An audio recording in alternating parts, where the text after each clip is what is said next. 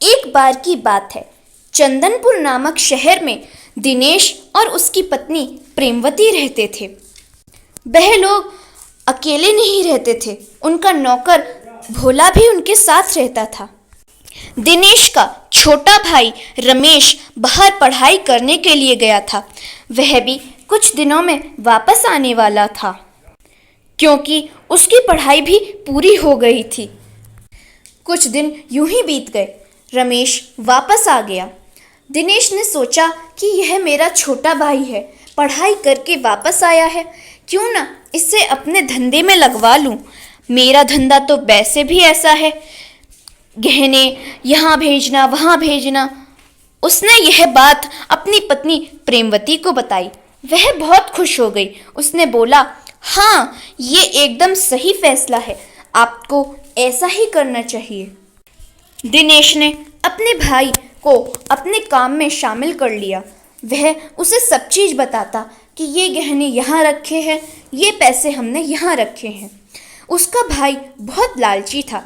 एक दिन वह अपने मन में सोचता है, हे भगवान जी, ये भैया कुछ ज़्यादा ही अमीर नहीं है, इन्हें इतना अमीर नहीं होना चाहिए था, लेकिन अब इन्होंने मुझे अपना काम सौंप दिया है, अब मैं भी अमीर हो जाऊंगा।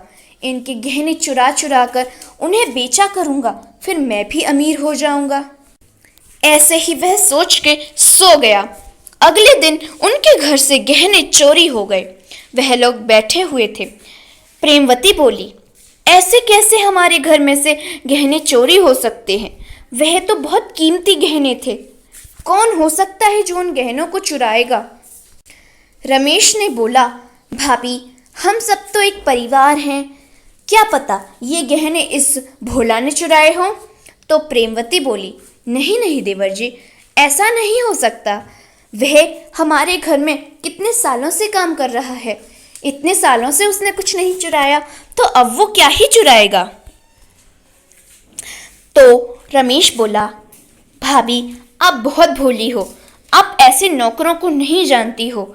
यह पहले अपने मालिक को विश्वास में लेते हैं, फिर विश्वासघात कर देते हैं।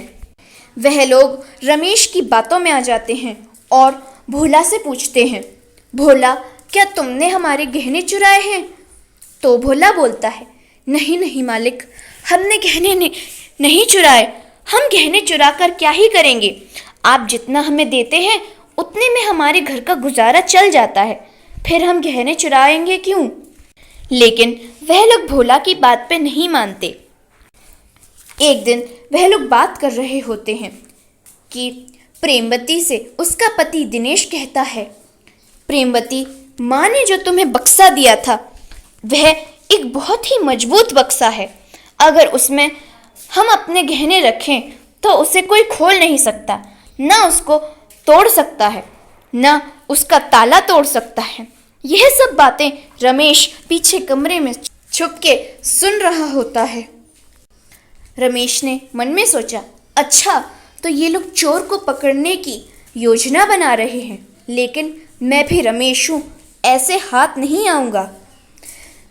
उन लोगों ने बिल्कुल वैसा ही किया और उस बक्से में ही गहने रख दिए और प्रेमवती अपने पास उस बक्से की चाबी रखकर सोई। तभी रमेश उसके कमरे में आता है, वो चाबी चुराने के लिए। तभी प्रेमवती की आंख खुल जाती है। तो रमेश बोलता है, भाभी, वो मैं इसलिए आपके कमरे में आया था, मुझे भूख लगी है और भोला भी घर पे नहीं है, तो क्या आप मेरे लिए आलू के पराठे बना दोगी? तो फिर प्रेमवती बोली, जरूर देवर जी, क्यों नहीं, मैं आपके लिए ज़रूर आलू के पराठे बनाऊंगी। वह यह बोल के रसोई में चली जाती है। अगले दिन फिर रमेश चाबी चुराने की कोशिश करता है और इस बार वो कामयाब भी हो जाता है। फिर वह उस बक्से का ताला खोलता है, सारे जेवर चुरा लेता है। वह लोग बाहर बैठते हैं और बातें करते हैं, मैंने तो कितने मजबूत बक्से में वह जेवर रख लिए थे, तो कैसे कोई चुरा सकता है? और मेरे कमरे में से तो चाबी भी गायब है। पता नहीं कौन ऐसा चोर है जिसे ये भी पता है कि इस कमरे में ही चाबी होगी। रमेश बोलता है, क्या पता भाभी, आजकल के चोरों का वे तो बड़े वो हैं, हमेशा प्लानिंग के साथ आते हैं कि हमें क्या करना चाहिए। इतना बोल के रमेश वहाँ से चला गया।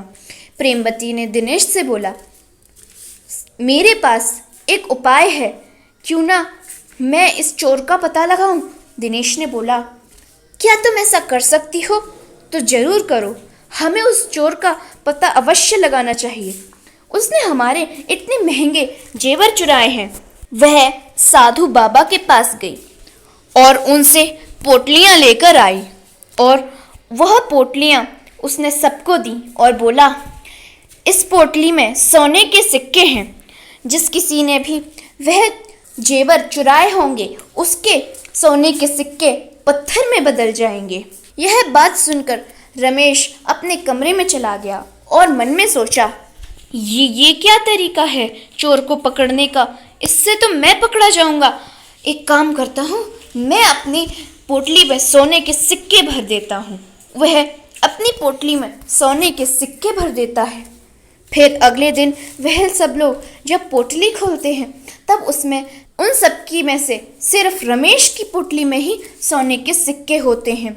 तो फिर प्रेमवती बोलती है, अच्छा देवर जी, तो आपने चोरी की थी। मुझे आप पे पहले से ही शक था जब आप मेरे कमरे में आए थे और आपने बेचारे भोला पर इसका इल्ज़ाम लगा दिया। दिनेश ने बोला, लेकिन तुमने ये उपाय कैसे निकाला? उसने बोला कि मैंने इस योजना को मैंने अपनी तरफ से बनाया। मैंने सोचा कि इन पोटलियों में पत्थर भर देती हूँ, जो चोर होगा वो अपनी पोटलियों में सोने के सिक्के तो वैसे ही भर देगा। और देवर जी ने भी वैसा ही किया और देखो इनकी चोरी भी पकड़ी गई।